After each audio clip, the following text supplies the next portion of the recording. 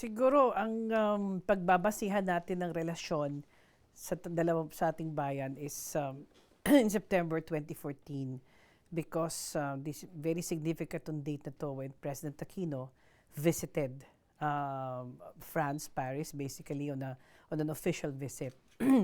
During that time, ang daming mga business and trade discussions as well as agreements. Of course, politically, there was a lot of discussions then with President Hollande at that time, and of course, people-to-people exchanges among others.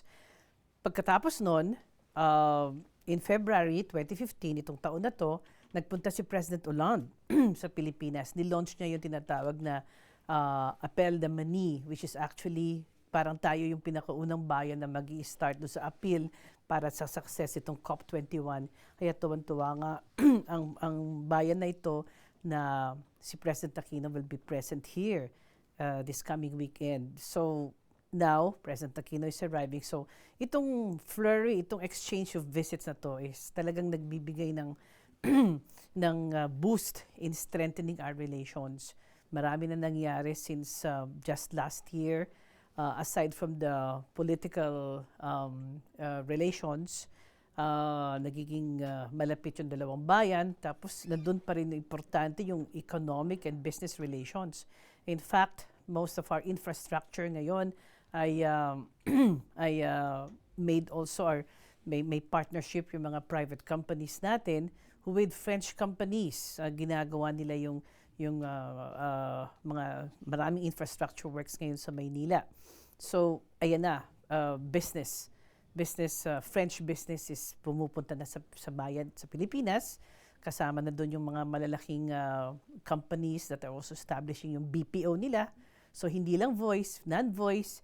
In fact, sa kwartong ito, kung makikita sana ng mga kababayan natin, meron akong isang photo rito ng,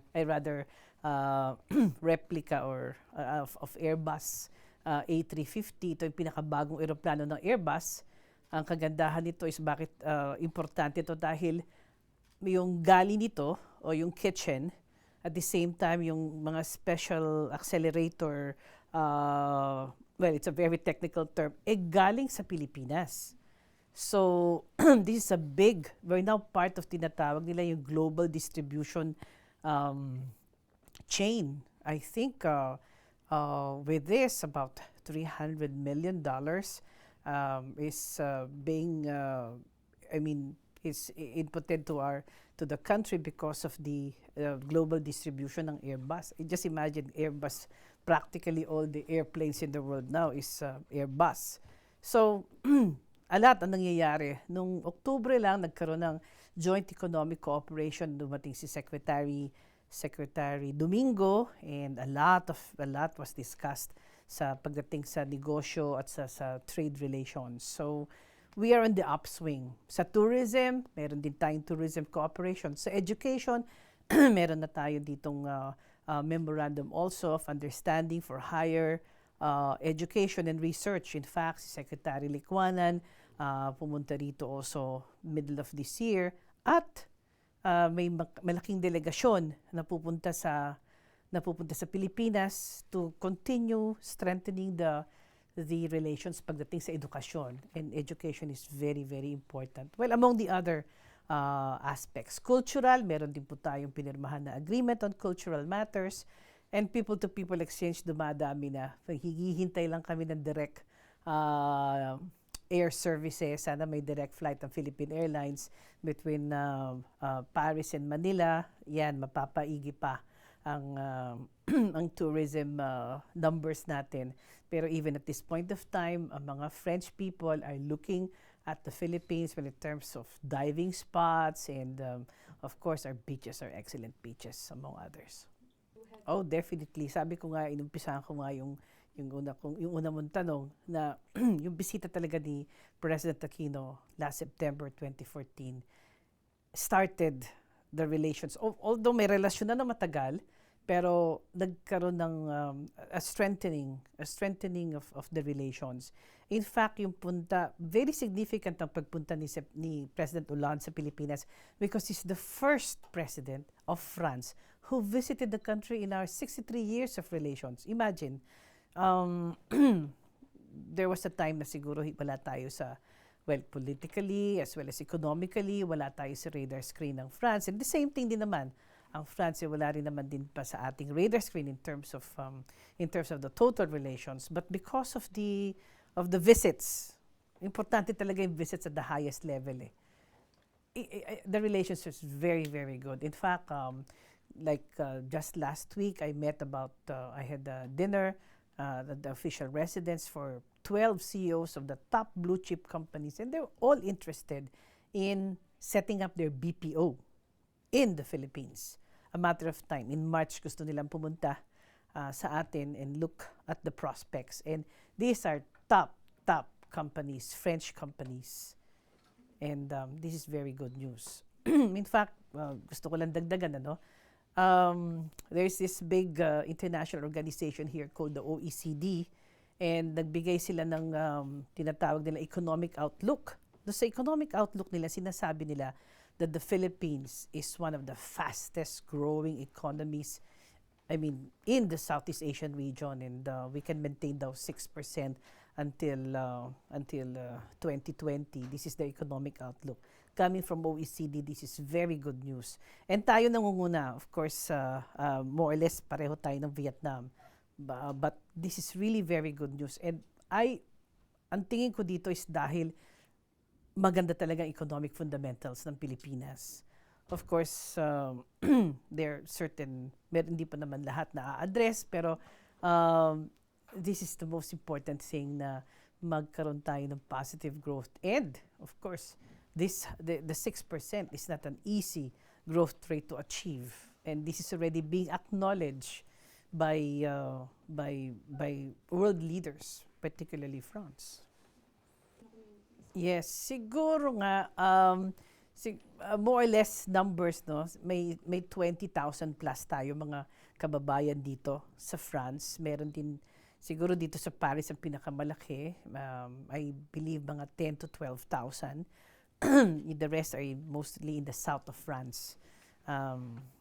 Ngayon, I think ang mga kababayan natin dito are well, their employment, magandang kanilang trabaho, they're treated well. Alam mo naman tong France, they really treat their people very well, no? So although some are in the process of having their documents legal, some are in the process of legalization, some are not yet there, but they're moving towards that. So maganda naman ang kalagayan ng ating mga kababayan dito. At we've been minomonitor namin to. In fact, hopefully magkaroon tayo ng a certain agreement in the coming year, probably next year, in terms of migration. But this is something na pinag-uusapan pa. But as far as sa present day situation, may konting mga something na hindi na-address namin na konting problema, pero basically maganda po ang kalagayan ng mga kababayan natin dito sa Pransya. Ito naman yung nangyari lang of course, no November 13. Alam niyo na yung mga attacking nangyari. Pero first of all, I just want to reiterate that there is no Filipino casualty. Wala ring nasaktan. Siguro kasi mga kababayan natin pag nag-i-enjoy, pupunta sa mga bahay-bahay, tapos kumakain, tapos nagkakantahan na ng ano. So it's not their kind of style na pumunta rin sa mga places na like yung nangyari nga do sa 11th district, no. But ang nangyayari lang is pinagsasabihan na namin kung wala namang important event, kung no unnecessary movement, doon lang sila sa kanilang lugar na pinagtatrabahuhan o kaya at saka sa bahay. So far naman, ang nangyayari is that it's very reassuring. Kayo, nakikita nyo rin, lumabas din kayo. It's security, of course, is intense kasi hindi lang naman ilang heads of state. There will be 145 heads of state na darating. Hopefully, itong coming days na. Of course, ang Pangulo natin darating nga sa linggo, no? This very big meeting on November 30 to start with COP21. So, it's just an intensified security, and it assures us pa nga na naligtas ang surroundings because in fact for a long since nangyari yung event ng atake na yon noong November 13, marami na silang ginawang mga aksyon for this event not to happen again. And we are very impressed. I'm very impressed with the French authorities. They've been very, very thorough. Pati nga yung mga katabing bayan di ba? Belgium is also involved in everything. I think they have very, very close relations when it comes to intel, and this is a very important element for them. Well, I'm not really an expert on climate, no. Siguro an official from the CCC would be the best position.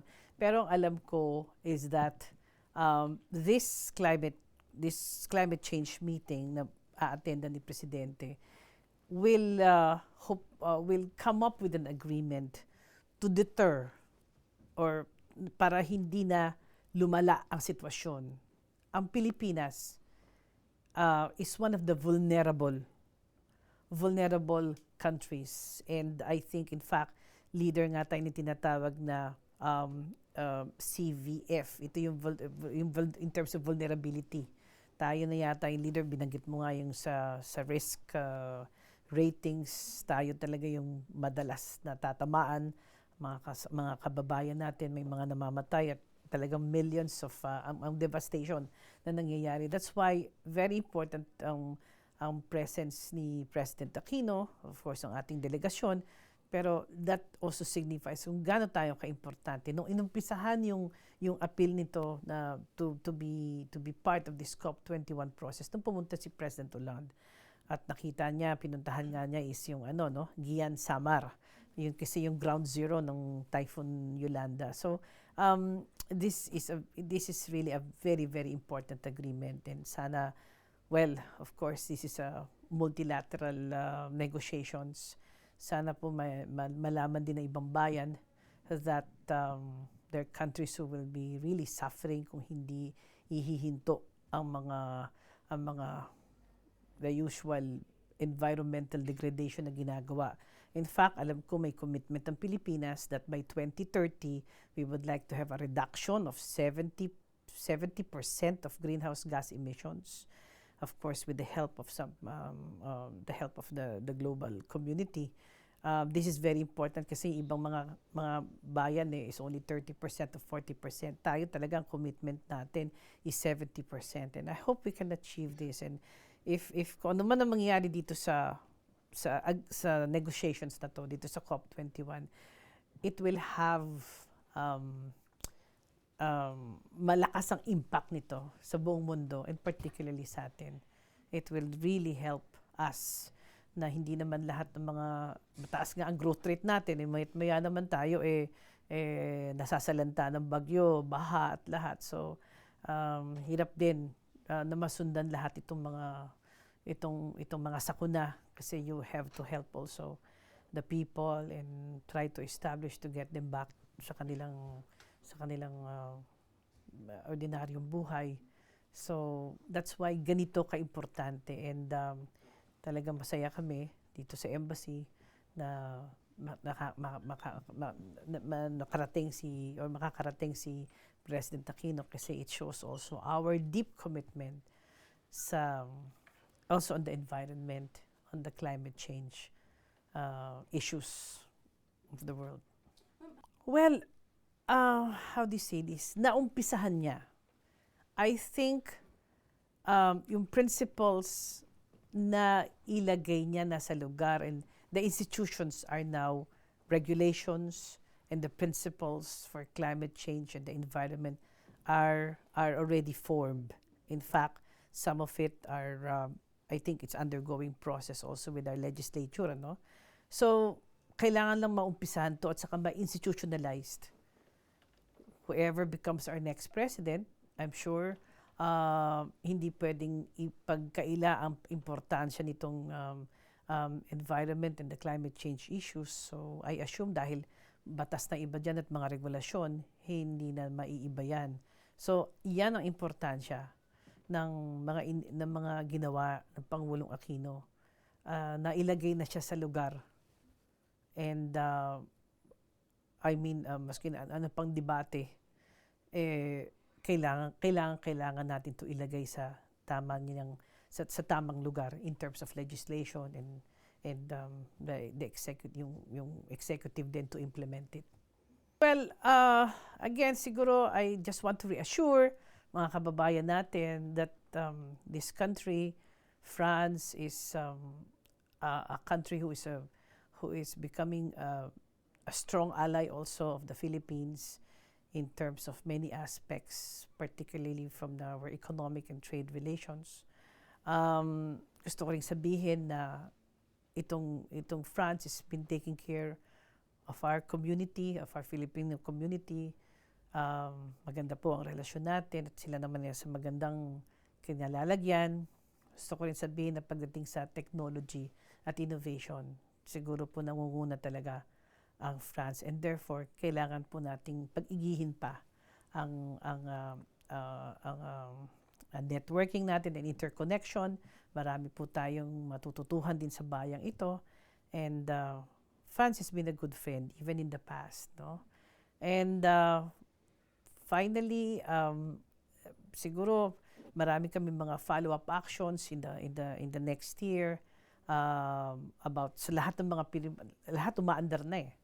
And for a long time wala kami nagkaroon ng agreements na to until nga sinabi ko nga kanina, mula nung dumating ang si President Aquino and President Hollande visited us, talagang the upswing. In fact, marami kami meetings na follow-up meetings sa mga agreements na darating for next year. Marami pong salamat. Well, sa ating mga kababayan, gusto ko lang po sabihin na ang ating Filipino community dito sa Paris and sa buong France are in the best situation. Wala po nasaktan.